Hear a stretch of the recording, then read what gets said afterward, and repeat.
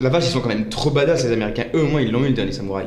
Alors non, tu t'arrêtes tout de suite, ce film c'est que de la connerie.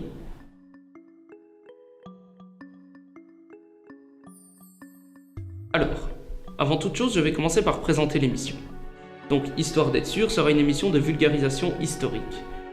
On va pas approfondir chaque sujet, mais on va essayer de donner un maximum d'informations tout en restant drôle. Donc voilà, soyez cool avec nous car c'est notre première vidéo.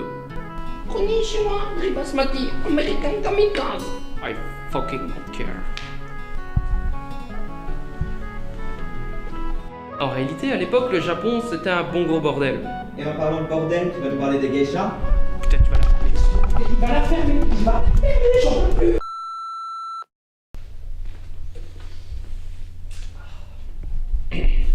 Bref, à l'époque, le Japon est coupé en deux. D'un côté, il y a les pro-impérialistes et leur politique d'ouverture avec les autres puissances mondiales, et de l'autre, le shogunat Tokugawa, qui lui est plutôt conservateur.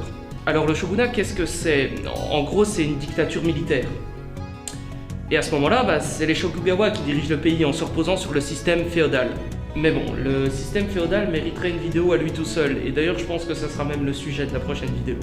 Alors je suis d'accord, Tom Cruise, il est quand même carrément plus sexy que Jules. Mais non pas celui-là, Jules Brunet. Mais les ricains, vous auriez pu faire un petit effort historique. Alors Jules Brunet, c'est un officier d'artillerie qui s'est déjà fait remarquer lors de son expédition au Mexique, et où il a eu la Légion d'honneur. Ça c'est quand même pas rien. Ah, je tiens aussi à préciser que la France a perdu l'expédition au Mexique comme beaucoup d'autres sous Napoléon III. Donc en arrivant là-bas, notre bon vieux Jules se retrouve assigné à l'instruction des hommes du shogun, qui étaient principalement constitués de samouraïs.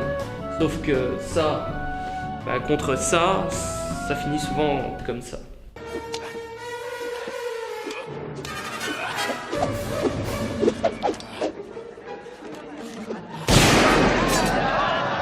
Ça résume assez bien le souci, quoi.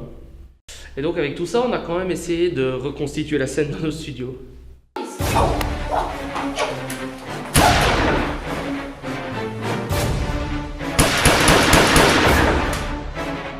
Au final, et comme vous pouvez vous en douter, c'est les impérialistes qui ont gagné, et les Français sont revenus du Japon, et Jules Brunet, quant à lui, est retourné à Paris. Et c'est comme ça que l'Empire du Japon est né. Coupé, c'était super. Merde, vous me retrouvez?